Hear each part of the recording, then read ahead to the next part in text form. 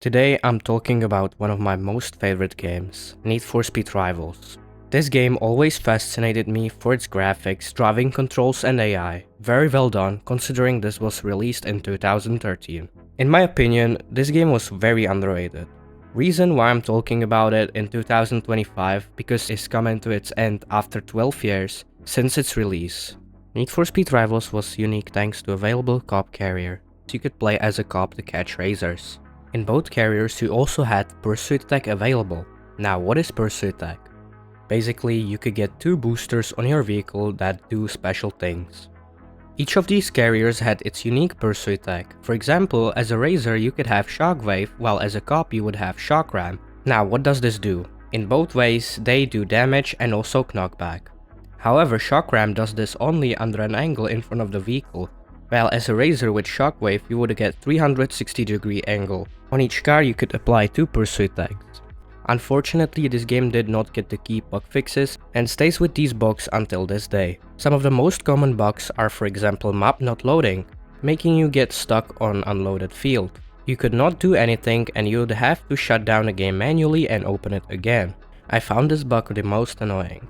Some other bugs are, for example, AI randomly despawning or spawning too close to player, making it look a little weird, especially if the player is going high speeds. This happens pretty often.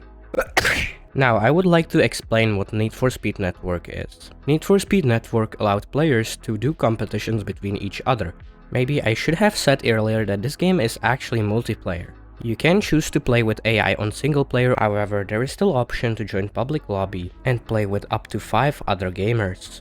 Now the multiplayer was very buggy. Player would lag and if they would have bad connection it would give them only advantage, making the multiplayer experience pretty bad. The collisions were also very bad. In high speeds you would get the hitbox in front of you, so if you were ramming someone it would be way harder. However, it was still playable and it was pretty much fun.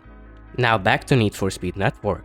There was a unique car just for registering in Need for Speed Network. It was Maserati Stradale. However, since Need for Speed Network no longer works, you are not able to unlock this car. Now there is still a way how you can get the car. You'll need to download a mod which will unlock you this car and lets you use it. I still do find this very annoying because you still need to download additional content in order to unlock the car. And now to the main thing.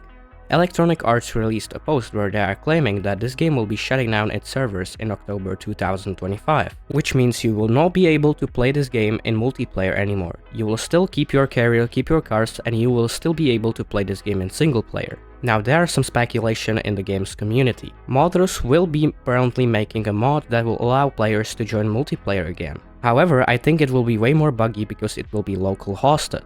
This will be all from the video. I hope you guys enjoyed it and let me know in the comments what you think about this. I do find this very sad, but this game is getting buried. I feel like this game was very underrated back then when it was new. If we get an update on this game, I will let you know.